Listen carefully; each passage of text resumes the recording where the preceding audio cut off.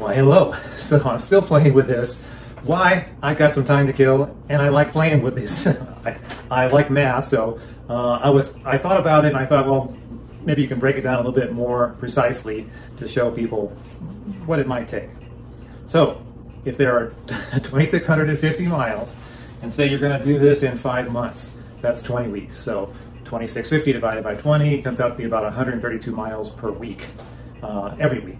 And as I said in the last video, we don't do that, we don't hike every day. So it works out to be about 24 miles a day, Monday, Tuesday, Wednesday, Thursday, Friday, maybe a 12-mile day on Saturday, and Sunday you take off. So that's 132 miles per week, okay? So again, if you back up from when you want to be at the border, and I still recommend being at the border just September 15th or earlier, and this winter's going to be, I guess, worse than normal, but it ends up being that, and you want to be back at trail days on August 16th, so that works out perfectly, about 130 miles per week, 500 miles, put you back at Cascade Locks on August 16th. Fantastic, perfect. So when would you get to Sierra City if you're doing 130 miles per week? Well, that ends up being about June 26th. Okay, you're doing good so far. That's doing 130 miles per week, 24 miles a day, Monday through Friday. Okay. So when would you be at Canadian Meadows? That ends up being about June 1st, so 26 days to do the 450 miles. We'll say about 500 just to make it round. Between this and this, and that ends up being about 26 days to 3.8 weeks. Okay, so you're doing great so far. So when would you have to start at the border? That ends up being about April 25th. So 5 days after the annual day 0 PCT kickoff. I couldn't have made that a less complicated name. But so that's perfect. So you just did the whole thing in 5 months, and you've got to do both parties and get to the border on time. So, but that's saying that you're going to start doing 24 miles a day, day one. And not many people can do that unless you have your trail legs already in tow, or unless you're a superstar. And I'll talk about that later, but basically you don't do that. So what do you want to do if you want to ramp up?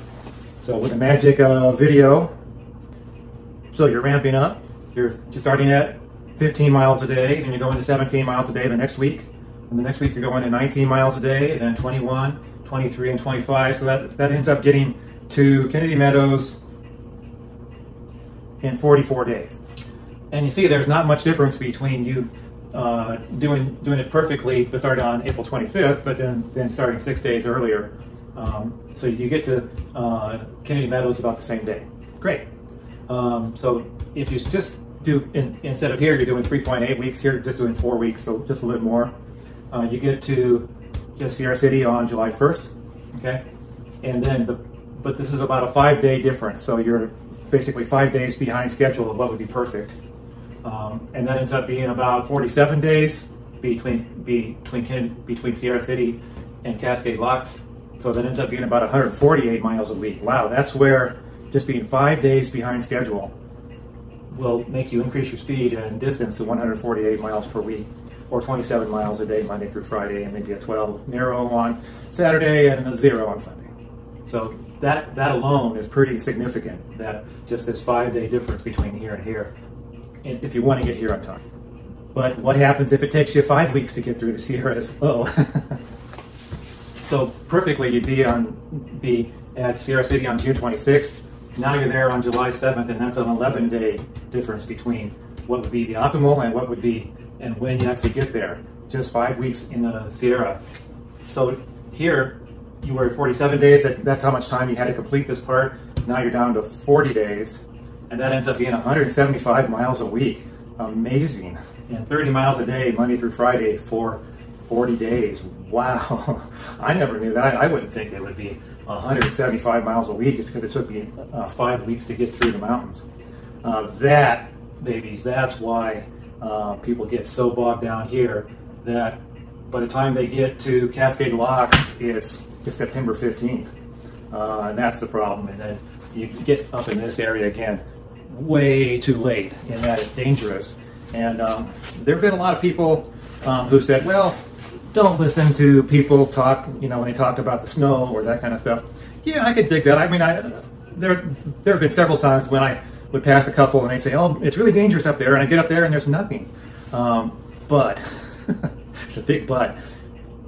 It reminds me of a line from The Wizard of Oz where Oz is saying to the lion, just because you run away from danger, you think you have no courage. You're confusing courage with wisdom. So sometimes it's wise to pay attention to how much snow there is.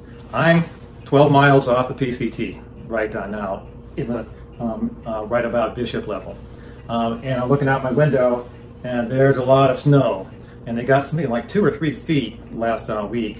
And so who knows what it'll be. It will at least be a normal 100% year, probably 150%, 175%.